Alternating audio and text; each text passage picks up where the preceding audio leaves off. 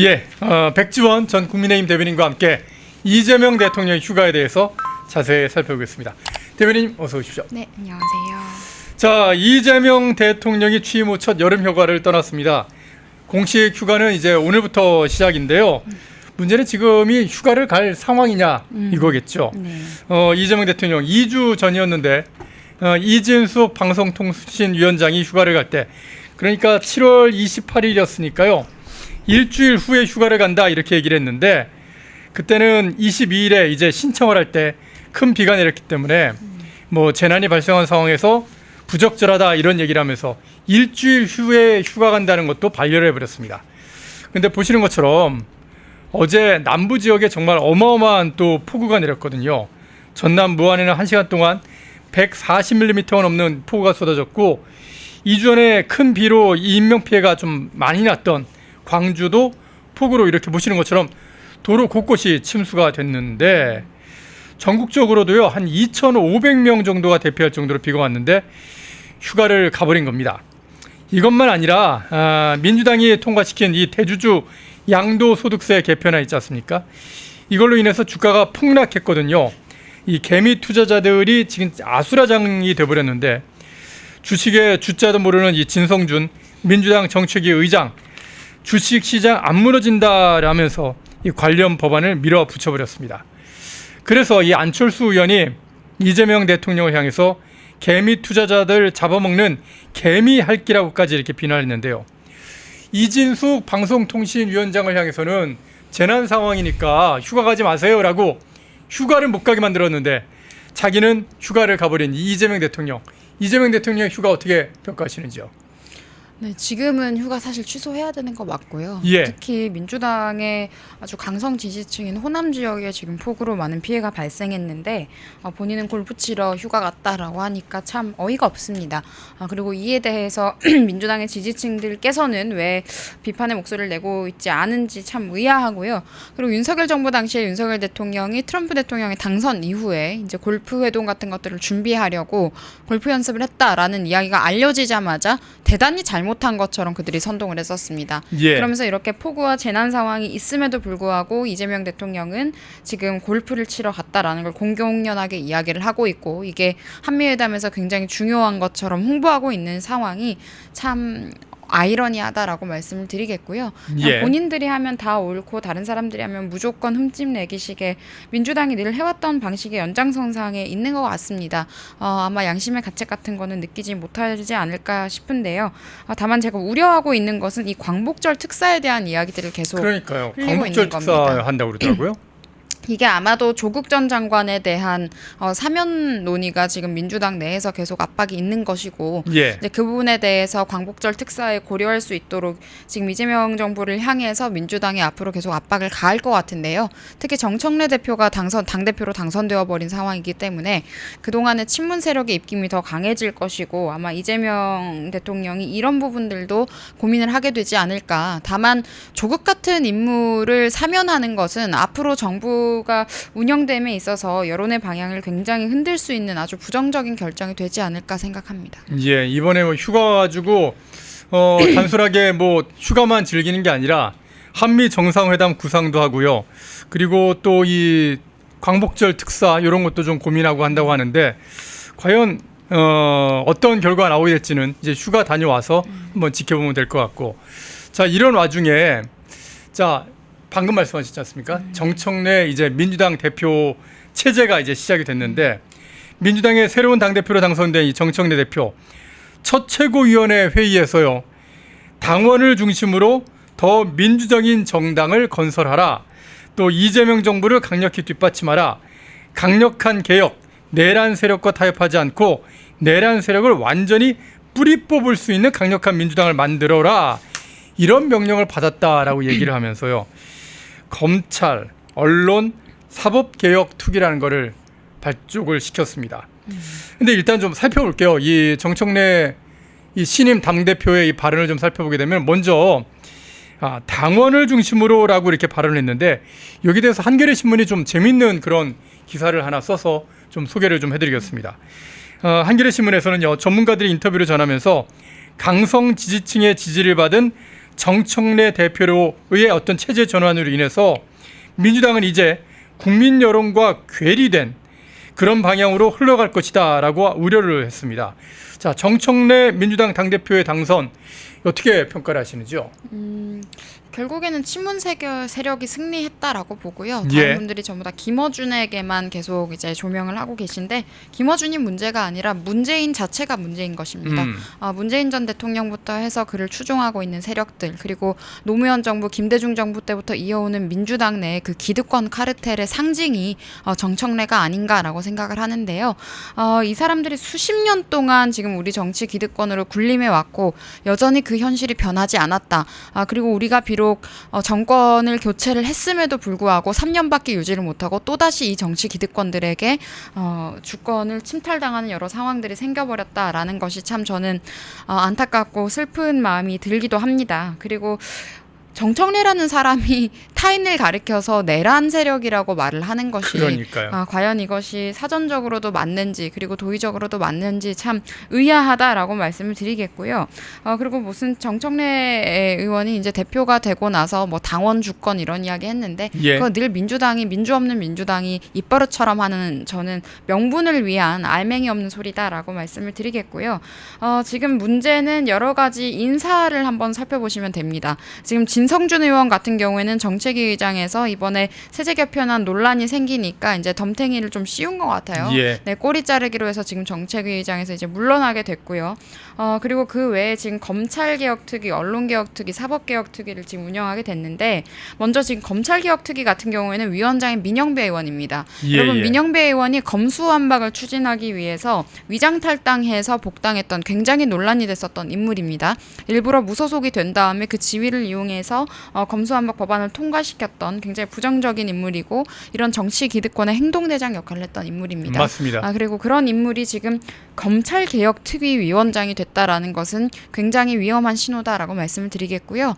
그리고 지금 최민희 의원 같은 경우에 여러분 탄핵정국에서 과방위원장으로서 어떤 만행을 저질렀는지 다 보셨을 겁니다. 예. 연예인 왔을 때 호들갑 떠는 모습들 그리고 국회에 김어준을 증인으로 불러서 말도 안 되는 허튼 소리들을 하게 만들었던 가짜 뉴스를 막 팍팍 퍼뜨렸죠. 네, 그렇게 했던 사람. 그리고 최민희는 과거부터 김어준과 깊은 관계가 또 있기도 합니다. 친분이 있기도 한데요.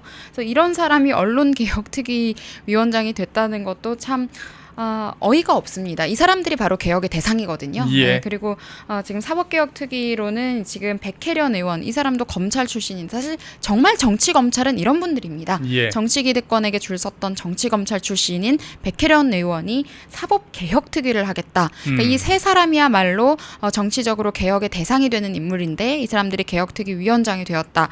그리고 지금 이제 검찰 권력, 사법 권력 그리고 언론 권력 모두 본인들이 쥐고 흔들겠다라는 이런 권력의 과시처럼 저는 보이기도 합니다.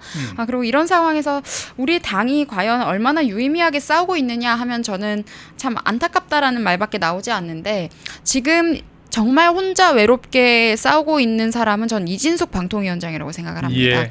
우리 언론의 공정성을 위해서 정말 기울어진 운동장이라는 말이 아니라 거의 절벽같이 꺾여있는 언론 지형에서 어떻게 해서든지 국민이 제대로 된 정보를 얻을 수 있도록 이렇게 언론의 편향성 같은 것들을 시정할 수 있도록 중심을 잡기 위해서 이런 정치 권력이 아무리 압박을 가하더라도 지금 최선을 다해서 맞서고 계신다 모습을 지금 보고 있는데요. 이런 분들이 사실은 국민을 위해서 진정으로 일하고 계신 분이 아닌가라는 생각을 합니다. 아니 이진숙 방통위원장이 만약 없다고 생각하시면 어떤 일이 벌어지는지는요. 윤석열 대통령 초기에 그 이제 문재인이 임명해놨던 그 갑자기 제가 이름이 요즘 좀 잘 기억이 안 나는데 한 방통위원장 한 무슨 방통위원장인데 그 방통위원장이 있을 때 완전 편파적으로 방통위에서 심의가 벌어졌지 않습니까? 지금 이재명 대통령이 뭐 가짜 뉴스 퍼뜨리는 유튜버들 뭐 공격하겠다, 뭐 배상적 징벌적 배상금 뭐 물리겠다, 뭐 그런 얘기를 하고 있는데 그게 말입니다. 만약에 이진숙 방송통신위원장이 자리에 없었다면 그 이재명이 임명하는 방통위원장이 만약에 자리에 있었다면요, 이건 철저하게 뭐 펜앤마이크 같은 진짜 가짜뉴스와는 거리가 아주 먼 그런 언론사까지도 전부 다 가짜뉴스로 올감했을 거다. 저는 그렇게 생각을 합니다. 네, 그러면서 지금 김어준의 그런 유사 언론이라고 자칭하고 예, 있는 예. 유사 언론들이 대통령실 출입을 하게 되었으니 참 대한민국 대통령실과 정부의 위상이라는 것이 땅에 떨어졌다라고 말씀드리겠고, 그리고 윤석열 대통령이 거부권을 계속 수행을 했었던 노란봉투법 통과된 거 아실 겁니다. 그리고 양곡관리법과 농안법도 국회 본회의를 통과하고 말았습니다. 이 두 가지 법안은 한국에서 제대로 된 자유시장 경제가 작동할 수 없게 만드는 아주 악질적인 법안이라고 말씀드릴 수 있겠는데요. 예, 이 예. 법안이 본회의를 통과했다라는 사실은 참 지금 대한민국의 기본 질서가 많이 훼손되어 버린 상황이다. 그런 위기감을 가지고 우리가 이 소식을 접해야겠다라는 말씀을 덧붙여서 드리겠습니다. 예. 댓글창에서 사라박님께서 한상혁 위원장이요라고 이름을 정확히 말씀해 주시는데 제가 그냥 이름을 기억을 못해서 죄송합니다. 한 위원장이고 얼굴도 다 기억나는데 뒤에 이름 상혁이 기억이 안 났습니다. 그나저나 지금 필리버스터로 맞서고는 있는데 하루밖에 지금 저지를 못하고 있는 그런 상황이고요. 내일이면 이제 방송법은 결국엔 통과가 되고 이렇게 되면은 민주당이 방송을 완전히 틀켜지는 KBS나 MBC나 EBS 같은 공영방송을 영구 장악하게 되는 그런 일이 벌어지게 될 것 같습니다. 자, 이런 상황에서 남해안 저도로 휴가를 간 이재명 대통령 지금 조금 전에 말씀드린 것처럼 저도에 9홀짜리 골프장이 있고요. 거기 가서 뭐 트럼프 대통령과의 정상회담에 대비해서 골프 연습을 하러 간다 한 거다 뭐 이런 얘기 나오고 있는데 제가 이 기사를 좀 자세히 좀 읽어보니까 그 부분이 좀 눈에 들어오더라고요. 지금 정청래 대표가 이끄는 민주당이 각종 그 세법을 지금 밀어붙이고 있는데 이게 대통령실 그러니까 결국 이재명 대통령의 생각과 좀 온도 차이가 있고 그리고 그 속도에도 좀 차이가 있다는 겁니다. 민주당 쪽 그러니까 친문 진영 쪽에서는 굉장히 빠르게 이걸 밀어붙이려고 그러고 이재명은 자신의 지지율이 떨어질 수 있기 때문에 이걸 좀 속도를 좀 조절하고 싶어 하는데 이게 지금 제대로 되지 않고 있다 그런 얘기였고요. 그리고 이재명 대통령이 정청래가 당선되고 나서 처음 전화 걸어서 얘기했다는 게 당과 그리고 대통령실은 원팀이다라는 얘기를 했다는 건데 이건 오히려 지금까지 정청래와 이재명이 원팀이 아니었기 때문에 그걸 원팀이라는 걸 강조한 거 아니냐. 이제부터 좀 원팀으로 좀 잘해보자. 그런 얘기를 한 거 아니냐라는 얘기가 생각이 좀 드는데요. 어떻게 평가를 하시는지요? 저는 먼저 지금 이재명 정부와 지금 정청래 민주당이 좀 속도 차가 있다라고 그렇게 보도가 됐다고 했는데요. 그건 네네. 그냥 일종의 저는 교란 방식이라는 생각을 합니다. 그렇게 교란이다. 투트랙으로 가면서 아닌 척하면서 본인들이 원하는 대로 빠르게 추진하고 있다라고 보고 있고요. 이재명이 천천히 추진하고 싶어할 인물이 아닙니다. 지난 총선 때 비례공천이나 여러 가지 공천 명단만 보셔도 알겠지만 과거 통진당에 준하는 수준으로 우리가 반국가 세력이라고 이야기할 수 있을 만한 그리고 여러 가지 간첩법 문제라거나 그리고 또 국가보안법 위반 전과가 있다거나 이런 문제가 있는 인사들에 대해서 원내 진입을 시켜줬던 게 또 이재명이기도 하기 때문에 저는 결국 이들이 속도차가 있는 척하지만 그것은 일종의 피해가기 위한 방어수단일 수 있는 거고요. 정부 입장에서는 결국 뜻은 같다라고 저는 보고 있습니다. 예. 다만 이제 그립을 쥐고 있는 본인들의 진영 내에서 헤게모니 싸움은 분명히 있는 것인데 저는 이재명 정부의 중반기 정도가 되고 나면 2년 정도가 지나고 나면 굉장히 어려워질 것으로 예상을 합니다. 지금 친문 세력이 조국의 사면을 요청하는 것도 결국에 차기 대통령 조국 만들고 싶어 하는 것이 문재인의 심기거든요. 그렇죠. 그래서 그런 부분들에 있어서 본인들이 추진하겠다. 그러니까 이재명 대통령은 지금 잠깐 우리가 대통령 만들어준 거에 감사하고 말 잘 들어라라는 식인 것 같습니다. 근데 결국에 그 방향성은 크게 이제 다른 점은 없다. 그리고 이들이 추진하고 있는 정책의 방향성이라는 것은 이재명 당대표 때나 정청래 당대표 때나 언제나 추진이 되고 있기 때문에 그들의 여러 가지 사회주의적인 입법 활동이라거나 그리고 공산화를 위한 여러 가지 제도적 장치를 만드는 행동들은 같은 정체성을 갖고 있다라고 말씀을 드려야 될 것 같고요. 그리고 진성준 의원을 한 번 더 짚었으면 좋겠는데요. 예. 진성준 의원 같은 경우에는 본인 아들은 국내 주식 안 하고 미국 주식하고 있다고 합니다. 이런 것들도 지금 보도가 되어 있는데 지금 대주주 기준을 현행 50억에서 10억으로 지금 내리는 것을 지금 정부에서 세제 개편안을 지금 이야기한 거예요. 예. 그러면서 이걸 또 진성준 의원의 탓으로 지금 돌리면서 꼬리 자르기를 하고 있는 거기 때문에요. 저는 민주당은 당정일체가 돼서 아주 책임 회피라거나 이런 부분들에 있어서도 역할 분담을 잘하고 있는 모습이 아닌가라는 생각을 합니다. 그에 반해서 지금 전당대회를 앞두고 있는 국민의힘의 모습이 어떠한가라고 한다면 참 저는 여전히 길이 보이지 않는 모습이다. 전당대회 모습을 본다면요. 그래서 필리버스터를 한다고는 했지만 뭐 노란봉투법도 있고 양곡관리법도 있고 농안법도 있고 이미 다 통과되지 않았습니까? 이런 것도 통과되기 전에 각 법에 대해서도 다 필리버스터 하나씩 다 했으면 좋지 않았을까?